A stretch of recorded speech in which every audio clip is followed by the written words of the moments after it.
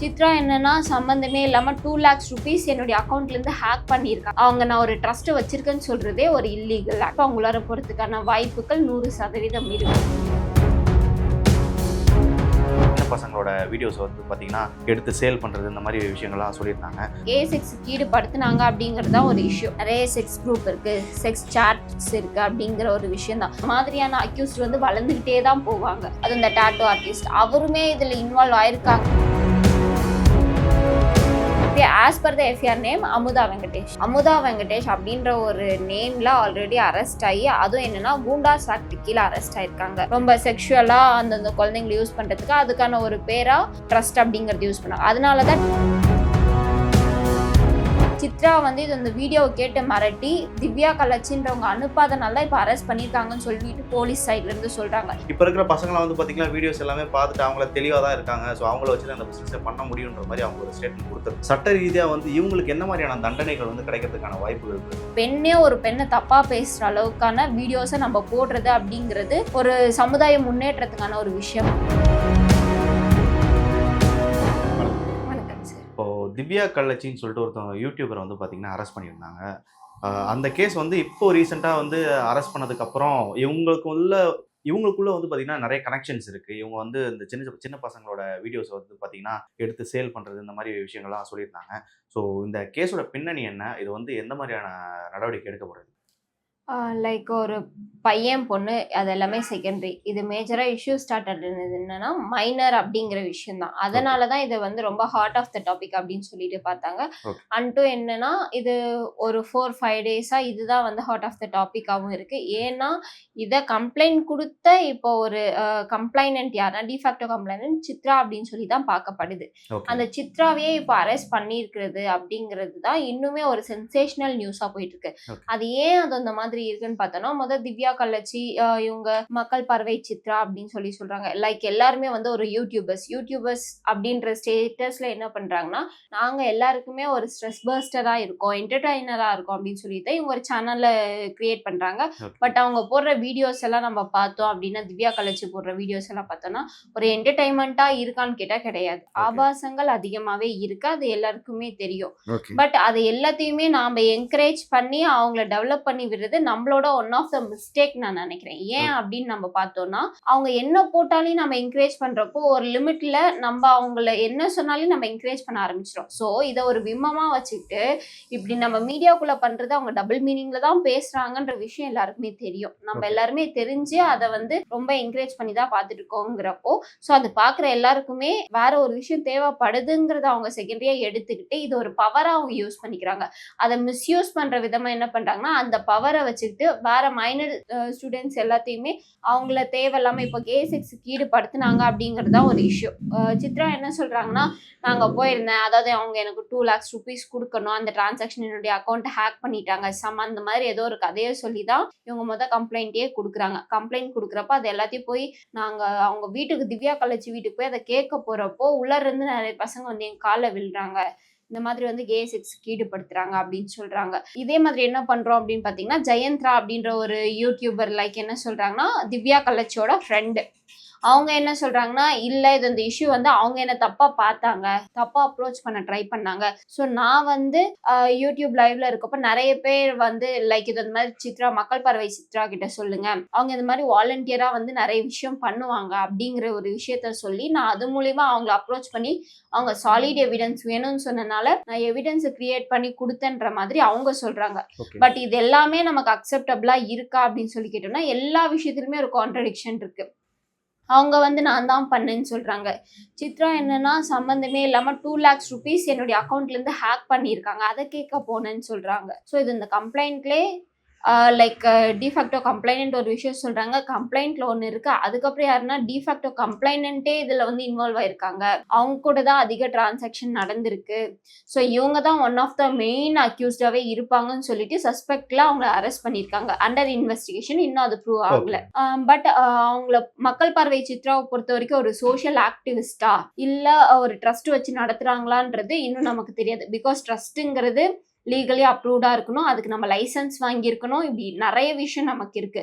அந்த நார்ம்ஸ் எல்லாத்துக்கு கீழேயும் ஒரு லீகலா அவங்க பண்ணியிருக்காங்களான்னு கேட்டோம்னா தெரியாது. ஏன்னா அவங்க எதையுமே லைக் இது வந்து ஒரு ரெஜிஸ்டர்ட் ட்ரஸ்ட் தான்றதை அவங்க எங்கேயும் ப்ரூவ் பண்ணல. ஓகே ரெஜிஸ்டர்ட் ட்ரஸ்டா இல்லாம ஒரு பப்ளிக் மீடியாலயோ இல்ல ஒரு பப்ளிக் பிளேஸ்லயோ அவங்க நான் ஒரு ட்ரஸ்ட் வச்சிருக்கேன்னு சொல்றதே ஒரு இல்லீகல் ஆக்ட். ஓகேங்களா? சோ அதுக்கே அவங்க மேல ஃபர்ஸ்ட் வந்து கேஸ போடுவாங்க. சோ அது நிஜமாலுமே அவங்க ட்ரஸ்ட் வைக்கலன்னா கண்டிப்பா அவங்களால போறதுக்கான வாய்ப்புகள் 100% இருக்கு. ஓகே அண்ட் நெக்ஸ்ட் திங் என்னன்னா லைக் திவ்யா கள்ளச்சி அவங்க வந்து நிஜமாலுமே கே செக்ஸ் லைக் அதுக்கப்புறம் மைனர் சில்ட்ரன்ஸ் கூட இருந்தாங்க, இல்ல வீடியோஸ் எல்லாமே வந்து செக்ஸ் வீடியோஸ் எல்லாமே அனுப்புனாங்க, ஃபார்வர்ட் பண்ணாங்க அப்படிங்கிறது என்னன்னா எல்லாத்துக்கும் ஒரு பேஸா பாக்குறது நம்மளுடைய மக்களோட பார்வைன்னு ஒண்ணு இருக்கு. நமக்கு இது இந்த மாதிரி நிறைய வீடியோஸ் ஒரு மைனர் வீடியோஸ பணம் கொடுத்து வாங்குற அளவுக்கு, ஏன்னா மயிலாப்பூர்லயே ஒரு அரெஸ்ட் நம்ம பார்த்தோம். ஆமா ஒரு அப்பா அம்மா வந்து அவங்களுடைய சொந்த குழந்தையவே வந்து இது இந்த மாதிரி செக்ஸ் பண்ண வச்சு இன்ட்ரெஸ்டே இல்லாம அத வீடியோ எடுத்து ஒரு குழந்தைய வீடியோ எடுத்து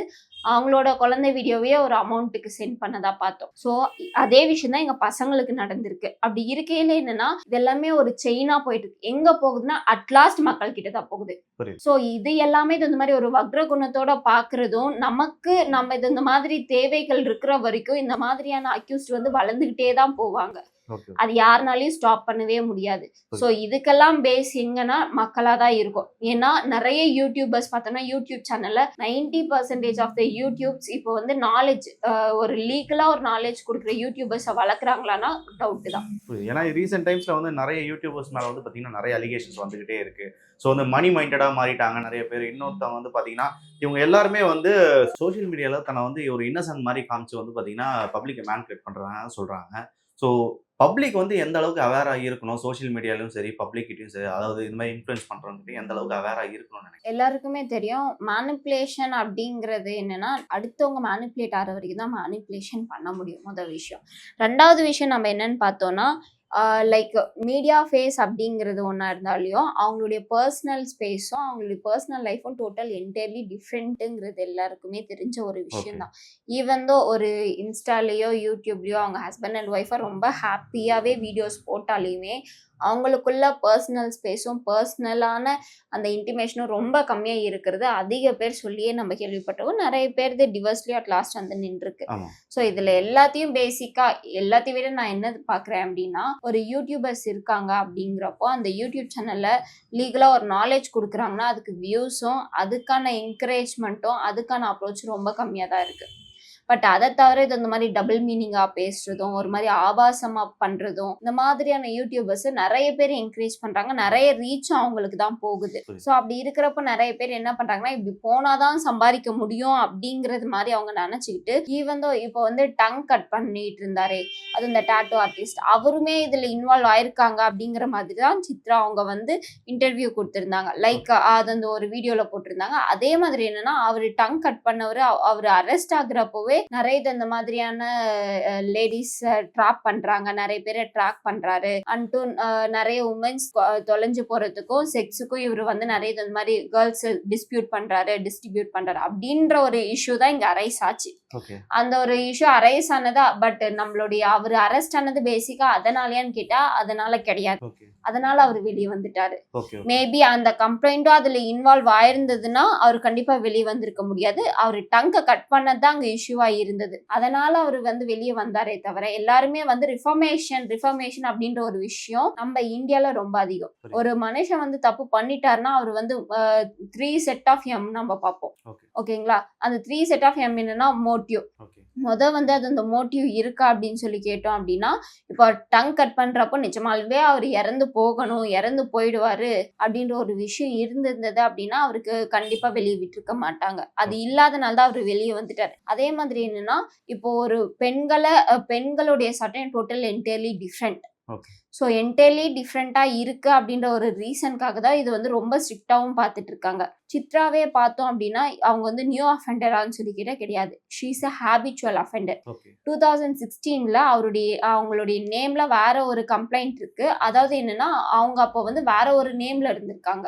அதுக்கப்புறம் தான் சித்ரா அப்படின்ற நேம் சேஞ்ச் பண்ணி அதுக்கப்புறம் 2016 மேல அது இந்த இன்ஃப்ளூயன்ஸ் ஆனவங்க தான் சித்ரா அப்படிங்கிறவங்க. அதுக்கு முன்னாடி அமுதா வெங்கடேஷ் அப்படின்ற நேம்ல தான் இப்போ இப்போ சித்ரா அப்படின்னு சொல்லிட்டு கரண்ட்ல இருக்கவங்க அமுதா வெங்கடேஷ் அப்படின்ற ஒரு நேம்ல ஆல்ரெடி அரெஸ்ட் ஆகி, அதுவும் என்னன்னா கூண்டாஸ் ஆக்ட் கீழே அரெஸ்ட் ஆயிருக்காங்க. ஓகே. கூண்டாஸ் ஆக்ட் கீழே எதுக்காக அரெஸ்ட் ஆயிருக்காங்கன்னு பார்த்தோம்னா, மேட்ரிமோனியல், அதாவது நிறைய வீடியோஸ்ல நானே பேசியிருக்கேன். இந்த மாதிரி மேட்ரிமோனியில நிறைய பேர் கல்யாணம் பண்ணிக்கிறேன்னு சொல்லிட்டு பசங்களை ஏமாத்துறது, பசங்க கிட்ட இருந்து அமௌண்ட்டை வாங்கிட்டு இது பண்றது, அந்த ஒரு விஷயம் வந்து 2016ல ஸ்ருதி அப்படின்றவங்க ஆக்ட்ரஸ் தான். அவங்க ஸ்ருதி அப்படிங்கிறவங்கள வச்சுதான் இந்த ட்ராப் பண்ணியிருக்காங்க. அப்போ அமுதா வெங்கடேஷ்ன்ற இப்போ கரண்ட்ல சித்ரான்னு இருக்கவங்க அந்த நேம்ல வந்து அப்போ அரெஸ்ட் ஆயிருக்காங்க. இது என்னன்னு பார்த்தோம்னா, நிறைய பேர் வந்து இப்போ ஆதார்ல ஒரு நேம், லைக் பேங்க் ரெக்கார்ட்ஸ்ல ஒரு நேம் இருந்தா கூட நமக்கு பாஸ்போர்ட் எப்பயுமே அப்ரூவ் பண்ண மாட்டாங்க. ஸோ எப்பயுமே நமக்கு ஜெனரல் கெசட்ல போயிட்டு நீங்க நேம் சேஞ்ச் பண்ணிட்டு வாங்கன்னுவாங்க. இந்த அளவுக்கு ஏன் ஸ்ட்ரிக்டா பாக்குறாங்கன்னா, இந்த மாதிரி ஒரு விஷயம் தான். நம்ம ஒரு அஃபென்ஸ் பண்றோம். அஃபென்ஸ் என்னன்னா, நம்ம எதை வச்சு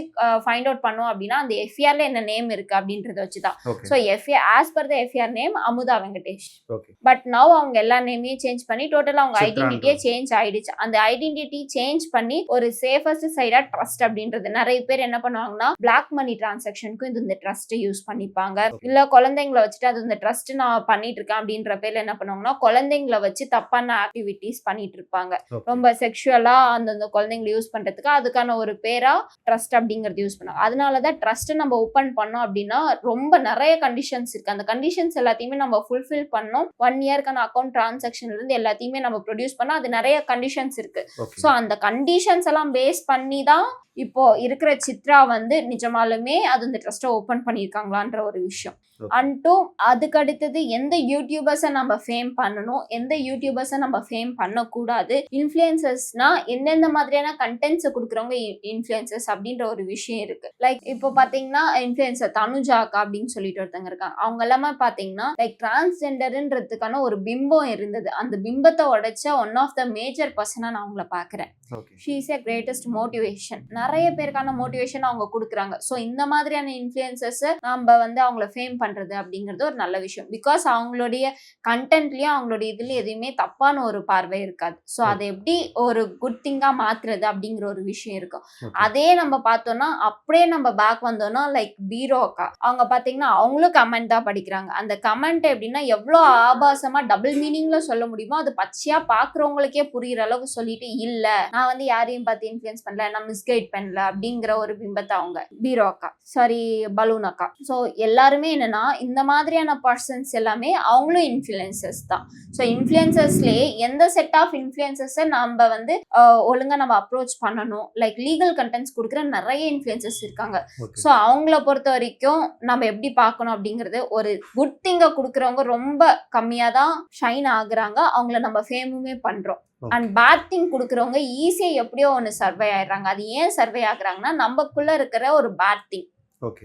ஸோ அந்த ஒரு விஷயத்தை யூஸ் பண்ணி தான் இவங்க அதை வந்து ஒரு பவரா யூஸ் பண்ணிட்டு யூடியூபர்ஸ் அவ்வளோ சீக்கிரம் அரெஸ்ட் பண்ண முடியாது. லைக் அப்போ எப்படி இருந்ததுன்னா, ஒரு நியூஸ் சேனல்ல இருக்கவங்க அப்படின்னா ஒரு யாரா இருந்தாலும் அரெஸ்ட் பண்ண தயங்குவாங்க. ஏன்னா இது வந்து அரெஸ்ட் பண்ணிட்டோம் அப்படின்னா லா அண்ட் ஆர்டர் இஷ்யூ ஆயிடும். இப்போ அட்வொகேட்ஸ் அரெஸ்ட் பண்ணோம் அப்படின்னு சொல்லினா யோசிக்கிறது அப்படிங்கிற மாதிரி யூடியூபர்ஸை கொண்டு வந்துட்டாங்க. ஏன்னா எனக்குன்ட்டு ஒரு செட் ஆஃப் ஃபேன்ஸ் ஃபாலோயிங் இருக்கு. அப்படி இருக்கிறப்ப நான் என்ன பண்ணாலே அதை அவங்க என்கரேஜ் பண்ணுவாங்க அப்படிங்கிற தாட் அவங்களுக்கு இருக்க வரைக்கும் அவங்க இப்படி தப்பா தான் பண்ணிட்டு இருப்பாங்க. அதை நம்ம என்னைக்கு உடைக்கிறோமோ ஆஸ் மக்களா நம்ம இது எல்லாமே பண்ணணும். பிகாஸ் அவங்க வந்து ஹேபிச்சுவல் அஃபெண்டரா இருந்து இந்த ஒரு விஷயம் பண்றாங்க அப்படிங்கிறப்ப அதை ட்ராக் பண்ணி கரெக்டா அந்த டிரான்சாக்ஷன் ஹிஸ்டரியும், சித்ரா வந்து இது இந்த வீடியோவை கேட்டு மிரட்டி திவ்யா கலச்சின்றவங்க அனுப்பாதனால இப்ப அரெஸ்ட் பண்ணிருக்காங்கன்னு சொல்லிட்டு போலீஸ் சைட்ல இருந்து சொல்றாங்க. பட் நம்ம அபிஷியலா இன்னும் எஃப்ஐஆரும் நமக்கு லீக் ஆகல. அன்ட்டு என்னன்னா சார்ஜ் ஷீட்டும் ஃபைல் பண்ணல. Under investigation. அவங்க வந்து சஸ்பெக்ஷன்ல தான் இப்போ இருக்காங்க. ஸோ அதனாலதான் அரெஸ்ட் பண்ணிருக்காங்க. பட் அது கன்ஃபார்மான்றது தெரியாது. பிஃபோர் தட் பவர் அப்படிங்கிற ஒரு விஷயத்த நம்ம எப்படி யூஸ் பண்ணணும்னு இருக்கு. நம்ம பவரை யாருக்கு கொடுக்கணும்ன்ற ஒரு விஷயம் மேஜரா இருக்கு. பாலிடிக்ஸ்ல மட்டும்தான் பவரை வச்சு மிஸ்யூஸ் பண்ணுவாங்கன்னா கிடையாது. பவருங்கிறது எங்க ஒரு இடத்துல இன்ஃப்ளூயன்சஸ் கொடுத்தாலே அது பேர் பவர் தான். ஸோ அதை யாருக்கு கொடுக்கணும், எங்க கொடுக்கணும்ன்றத நம்ம கிளியரா மைண்ட் செட் போயிட்டோம் அப்படின்னா இந்த மாதிரியான அஃபென்சஸை நம்ம அதிகமா தடுக்கலாம். ஓகே, இப்போ வந்து வீடியோஸ் எடுத்து அதை சேல் பண்ணி இந்த மாதிரி ஒரு விஷயம் தான் இதுல நடந்திருக்குன்றப்போ சட்ட ரீதியா வந்து இவங்களுக்கு என்ன மாதிரியான தண்டனைகள் வந்து கிடைக்கிறதுக்கான வாய்ப்புகள் இருக்கு? முதல் விஷயம் என்னன்னா, இவங்க சொன்னது லைக் நூட் வீடியோஸ், இவங்க வந்து வேற யாரு கூடயோ பிசிக்கலி இருந்ததை வீடியோவா அவங்க அனுப்பிச்சிருக்காங்க நிறைய பேருக்கு. நிறைய செக்ஸ் குரூப் இருக்கு, செக்ஸ் சாட்ஸ் இருக்கு அப்படிங்கிற ஒரு விஷயம் தான். ஸோ இப்படியெல்லாம் இருக்கிறப்போ ஆப்வியஸாக ஃபர்ஸ்ட் எடுத்தோன்னே இன்ஃபர்மேஷன் டெக்னாலஜி ஆக்ட் அவங்க போக்சோ லைக் மைனரா இல்லை மேஜராங்கிறத பார்க்கணும். இவங்க சொல்றது மைனர் அப்படிங்கறத சொல்றாங்க. அப்போ வந்து போக்சோ ஆக்ட் அப்படிங்கிறது வந்து நமக்கு இன்வால்வ் ஆயிடும். அது போக நம்ம கிரிமினல் ஆக்ட் ஓகேங்களா. ஸோ இதுல வந்து அவங்க ஆபாசமா பேசினது, ஆபாசமான வீடியோஸ் அவங்க போட்டிருக்கிறது, இது எல்லாமே என்னன்னா ஒரு மனுஷனை அது வந்து பாதிக்காத வரைக்கும், அதாவது கம்ப்ளைண்டா கொடுக்காத வரைக்கும் அது நம்ம கம்ப்ளைண்ட் கிடையாது. அது ஒரு கம்ப்ளைண்ட் ஆகுது அப்படிங்கிறப்போதான் அது வந்து இப்போ போலீஸ் ஸ்டேஷன்ல கம்ப்ளைண்ட் ஆயிடுச்சு. அப்படி இருக்கிறப்போ இது அந்த யூடியூப்ல அவங்க வீடியோ போட்டதை பத்தியோ இல்ல அவங்க ஆபாசமா பேசினதை பத்தியோ இப்ப இஷ்யூஸ் கிரியேட் பண்ணல. அது ஒன்ஸ் எப்போ இஷ்யூ ஆகுதோ இல்ல அதை பேஸ் பண்ணியும் கம்ப்ளைண்ட் கொடுத்தாங்க அப்படின்னா அந்த யூடியூப் இன்ஸ்டாவையுமே அவங்க வந்து பிளாக் பண்றதுக்கு வாய்ப்புகள் அதிகம். ஸோ பிளாக் பண்ணிட்டாங்கன்னா திரும்ப இதுக்கு லைசன்ஸ் இப்போ வரைக்கும் வாங்கணும்ன்ற அவசியம் இல்லை. என்ன பொறுத்த வரைக்கும் முதல் விஷயம் என்னன்னா ஒரு யூடியூப் சேனலோ இல்ல ஒரு இன்ஸ்டா சேனலோ இது இந்த மாதிரி பப்ளிக் அவேர்னஸ்க்காக கொண்டு வரணும். முதல் ஒரு லைசன்ஸ் கொடுக்கணும். அந்த ஒரு ஆக்ட் எப்பயுமே கொண்டு வரணும். ஸோ அது கொண்டு வந்துட்டு லைசன்ஸ் இஷ்யூ பண்ணி அது ப்ராப்பரா அவங்க அதுக்குள்ள இருக்கிற லீகல் ரூல்ஸ் அண்ட் கைடன்ஸ்குள்ள அவங்க பைண்ட் பண்ணா மட்டும் அது எல்லாத்தையும் ஃபாலோ பண்ணி நம்ம வீடியோஸ் அப்லோட் பண்றோம் அப்படிங்கிறப்போ அது கரெக்டா இருக்கும். அதுக்கு ஒரு பில்லு போடணும். ஓகேங்களா.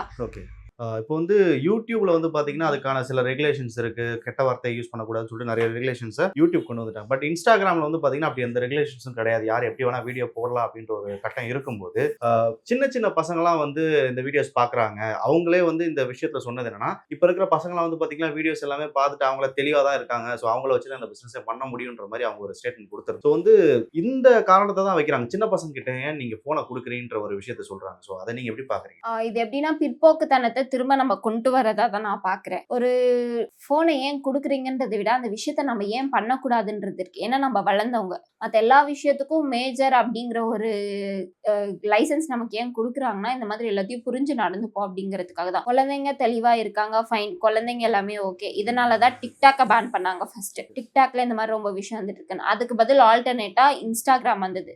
ஸோ இப்போ இன்ஸ்டாகிராமுமே நம்ம இஷ்யூ அப்படின்னு சொல்றப்போ இன்ஸ்டாகிராம்ல தவறான வார்த்தைகள் தான் யூஸ் பண்ணக்கூடாதே தவிர டபுள் மீனிங் வார்த்தைகள் யூஸ் பண்ணா யாருனாலையும் கண்டுபிடிக்க முடியாது. ஸோ இப்போ நமக்கே என்னன்னா இப்போ என்கிட்ட டபுள் மீனிங்ல நிறைய பேசுனீங்கன்னா எனக்கு புரியாது அவ்வளோ சீக்கிரம். ஸோ அப்படி இருக்கிறப்போ அதை கண்டினியூஸா நான் பார்த்து அந்த நாலேஜை வளர்த்துக்கிட்டேன் அப்படின்னா தான் எனக்கு அந்த விஷயம் புரியும். முதல் விஷயம். அப்படி இல்லை அப்படின்னா அது பச்சையாவே தெரியற மாதிரி நிறைய பேர் பேசுவாங்க. அது ஏஐ வந்து அதாவது மீடியா வந்து எல்லாத்தையும் பார்த்து அது எல்லாத்தையும் ஃபில்டர் பண்ணி அதை பிளர் பண்ணி போடணுமா அப்படின்னு சொல்லி கேட்டா அது நிறைய பேருக்கு புரியாது. புரியணுன்ற அவசியம் இல்லை. பட் புரியறவங்களுக்கு ஆப்வியஸா புரியும். அந்த மாதிரி ஒரு விஷயம் அவ்வளோ எஃபர்ட் எடுத்து இதை நம்ம எப்படி டபுள் மீனிங்கா போட்டு அந்த வார்த்தைகளை எப்படி நம்ம லீகலா இருக்கிற வார்த்தையை எப்படி இல்லீகலா யூஸ் பண்றது, ப்ரொனவுன்ஸ் பண்றது அப்படிங்கிற ஒரு விஷயத்த நம்ம தெரிஞ்சுக்கிறத விட நிறைய விஷயம் நம்ம லீகலாவும் இன்ஃபர்மேட்டிவாவும் கொண்டு எடுத்துட்டு போகலாம். இப்போ யூடியூப்ல லைக் லைசன்ஸ்டா இருக்கா அப்படின்னு சொல்லி கேட்டோம்னா இதுதான் பண்ணணும்னு சொல்லிட்டு இன்னும் லைசன்ஸ் வரல. இன்ஸ்டாகிராம் இது எல்லாமே பொறுத்த வரைக்கும் ஒரு சோஷியலா ஒரு நம்ம வந்து ஒரு ஜாலியா இருக்கிற என்டர்டைன்மெண்ட்டுக்காக யூஸ் பண்ற ஆப்ஸா தான் இப்போ வரைக்கும் பார்த்துட்டு இருக்காங்க. இப்போ டிவியை விட அதிகமா யூடியூப்க்கு ப்ரிஃபரன்ஸ் கொடுக்குறாங்க. அந்த யூடியூப்க்கு ப்ரிஃபரன்ஸ் கொடுக்குறாங்க அப்படின்ற ஒரு ரீசனுக்காக நாம வந்து அதை மிஸ்யூஸ் பண்றப்போ நம்மளுடைய எல்லா ஃப்ரீடமுமே போகப்படும். ஃப்ரீடம் கொடுக்குறாங்க அப்படின்றதுக்காக பெண் சுதந்திரம் அப்படின்னு சொன்னாங்க. பெண் சுதந்திரத்தை இப்படிதான் யூஸ் பண்ணணுமா இல்ல லைக் ஒரு ஃபெமினிஸ்டா நீங்க இருக்கீங்க அப்படின்னா இப்படியெல்லாம் காமிச்சாதான் ஃபெமினிஸ்டான்றது கிடையாது. ஒரு உண்மையான ஃபெமினிஸ்ட் எப்பவுமே எப்படி இருப்பாங்கன்னா அவங்களுடைய கௌரவம், அவங்களுடைய ஃப்ரீடம் அதை பொறுத்த வரைக்கும் அடுத்தவங்களுக்கு அவங்க வந்து ஒரு ரோல் மாடலா இருக்கணும், ஒரு முன்னுதாரணமா இருக்கணும்ன்றது தான் இது பண்ணுவாங்களே தவிர பட் அது அந்த பெண் சமுதாயத்தையே கேவலப்படுத்தி பேசுற அளவுக்கு ஒரு ஆணையோ இல்ல ஒரு பெண் ஈவன் தோ நானே திவ்யா கள்ளச்சி வீடியோ பார்த்தா கூட நானே வந்து அது தவறா இருக்குன்னு தான் நான் சொல்லுவேன். ஸோ அந்த மாதிரி இருக்கிறப்போ ஒரு பெண்ணை தப்பா பேசுற அளவுக்கான வீடியோஸை நம்ம போடுறது அப்படிங்கிறது ஒரு சமுதாய முன்னேற்றத்துக்கான ஒரு விஷயம் கிடையாது. பெண்களை பொறுத்த வரைக்கும் நாம என்ன விஷயம் பண்றோம் அப்படிங்கிறதுல நம்ம கண்டிப்பா அவேரா இருக்கணும். அந்த விஷயம் நம்ம அவேரா இல்ல அப்படிங்கிறப்போ அடுத்தவங்களை அது மிஸ்கைட் பண்ணுதுன்னா நீ ஏன் பாக்குற, காதை புத்திட்டு போ, கண்ணை புத்திட்டு போ, இல்ல நீ இப்படி இருக்குன்னு தெரிஞ்சா நீ ஏன் இதை பண்ற, குழந்தைங்க பாக்குதுன்னு தெரிஞ்சா குழந்தைங்க கிட்ட ஏன் போனை கொடுக்குற அப்படின்னு தெரிஞ்சா குழந்தைங்க அதை மட்டும் தான் பார்க்கணுன்றது இல்லை. குழந்தைங்களுக்கு இப்போ எல்லாமே ஏஐ டெக்னாலஜி வந்துருச்சு. அது போக லைக் சிஸ்டம் யூஸ் பண்ணணும் எல்லாமே இப்போ ஓரளவுக்கு நம்ம அப்வர்ட் ஆகி போயிட்டு இருக்கோம். அந்த காலத்துல லேப்டாப் யூஸ் பண்ணாத குழந்தைங்களுக்கு ஒரு 12th முடிச்சதுக்கு அப்புறம் நம்ம சிஎஸ்சி கிளாஸ் அனுப்பிச்சு விட்டோம் கம்ப்யூட்டர் கத்துக்கணும் அப்படின்னு சொல்லிட்டு. இப்போ அவங்க படிக்கிறப்பவே சிஸ்டம்ல தான் கத்துக்கிறாங்க. அப்படி இருக்கிறது வந்து ஃபார்வர்டட் திங் தான். ஸோ நம்ம பேக்வேர்டுக்கு போகணுன்ற அவசியம் இல்லை. அந்த ஃபார்வர்டட் திங்கை நாம் எப்படி மிஸ்கைட் பண்ணாமல் போகணுன்றதை தான் நாம் பார்க்கணுமே தவிர, நமக்கு கொடுத்த ஒரு ஃப்ரீடமை நான் எவ்வளோ நாளையும் மிஸ்யூஸ் பண்ணிக்குவேன், உனக்கு அது தேவையில்லைன்னா நீ பார்க்காதுன்னு சொல்றது அது ரொம்ப ஒரு அபத்தமான செயல். கண்டிப்பா. நன்றி.